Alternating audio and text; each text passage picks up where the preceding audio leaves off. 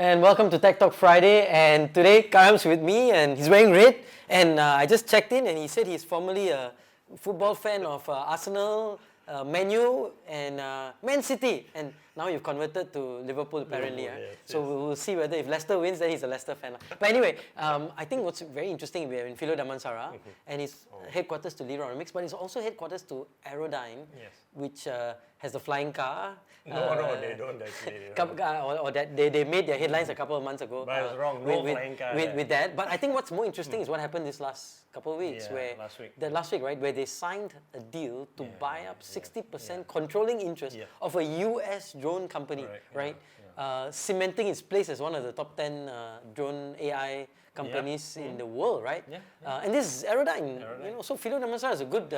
It's a good neighborhood, It's a bubbling hotspot, it's where great companies are built. Companies are built. So Aerodyne will hopefully follow suit and buy up a US company soon. But talk us through that. I think that's so interesting, right? A US drone company being bought over by a Malaysian company, right? Agreeing to. So this is, and actually, what is significant is that, and in my 2 decades. I figured I'd say 2 decades instead of 20 years. 20 sounds makes me sound old, right? 2 decades. You are sort of old, the fact that you support don't know how many football clubs. And there's no law against supporting a winning team. True, anyway, that's true. So in my 2 decades of covering technology, Roshan, I've never ever had a Malaysian-based company say that they want to be the best in the world in their niche. Right? So now, and this is the first time, if you read this press release that... So they want to be the best in the world, and they want part to be of the number one process in is the to world. acquire, right? Yeah. So they were already number 3. I think a few months ago, they were recognized by an independent drone analyst as the top, the third ranking drone services company in the world. And now they've actually made this majority acquisition of this US drone company. And this US company is one. This US company, it's a testing. no, it's called Measure. Measure, yeah. Yeah, it's called Measure. I thought testing, yeah. Yeah, testing, no, Measure. Measure UAS. I think UAS means unmanned aerial services. I get UA, right? But whatever you say, we believe, lah. Right? Thank you. So and then United's going to win the title also. Although I'm a Liverpool fan for now. Anyway, but that aside, Roshan finds my football shifting of allegiance very funny. But anyway, seriously, it's fantastic, right? So Kamarul Muhammad is saying now for the first time that he wants to be the top drone company in the world, and he's acquired a US company majority stake, which is also one of the top 10. So this entrepreneur, the co-founder of this drone company called, I think what's his name, Torres, Brandon Torres. Brandon, yeah. Torres. He agreed to this. So imagine, you're a US company, and here you have this Malaysian company saying, hey, I want to acquire you, and you're going to be a stepping stone for me to be number 1 in the world. Instead of him saying, you're the top 10, I'm in the top 10, why don't I acquire you, young man, right? And I be, but no. Amazing, and also it's not a full cash deal. It's share cash, right? It's combined. That's what I suspect. They don't specify how the deal is, but I suspect it's a combination of some money up front. You don't have details, but I thought you know everything. Okay, so we don't know the details of the deal yet. I'm sure it's a combination of share upfront and a share swap also, because you want to come in and suddenly you're cash upfront and you're a share swap, right? And suddenly now this American company has got a piece of business that's in 20 countries around the world, right? Third largest, not largest, maybe I don't know what definition you use, whether by revenue or expansion. But still a niche, a global niche. It's not even a niche anymore, right? It's like in the tens of billions of US dollars market a year. It's going into the hundreds of billions.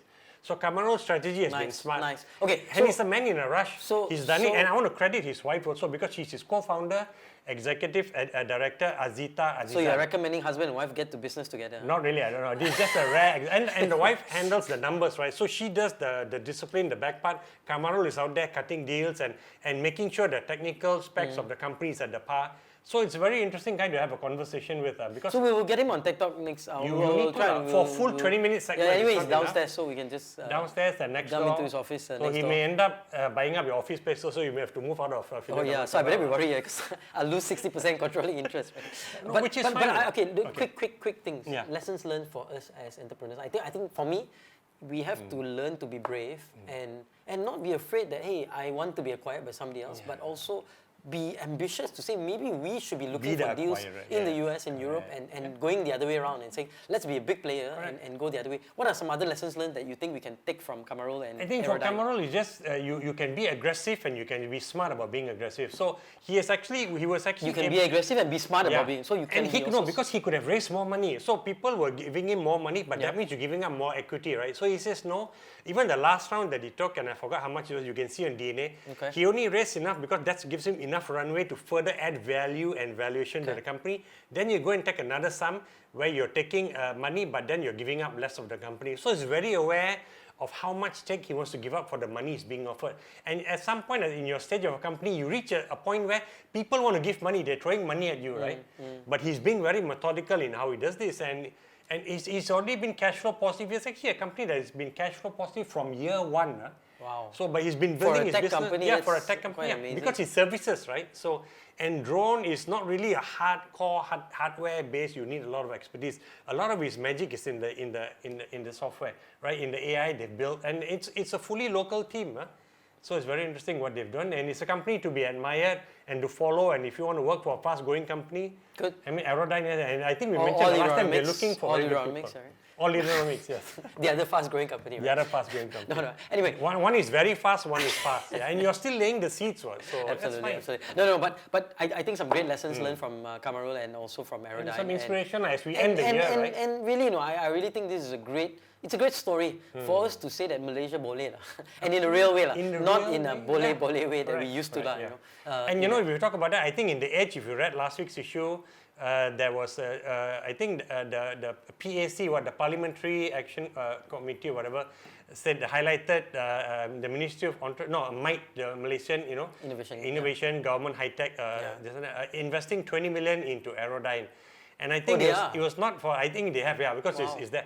But it's Aerodyne Ventures. So I think they came in last year. So they invested in Aerodyne before it became a big rising superstar. So hopefully the government would have made some money out of it. They would have, as long as they still have their stake and you haven't cashed out yet, right? Fantastic. All right, very good. So that's Tech Talk Friday for us this week. And check us out next week. I think we'll be back next week also with Karam. And hopefully you won't run away for school holidays or clothes. When Liverpool lose, you go into a... I don't know, which Leicester fan or something like that. So that's Tech Talk for us this Friday. See you next week.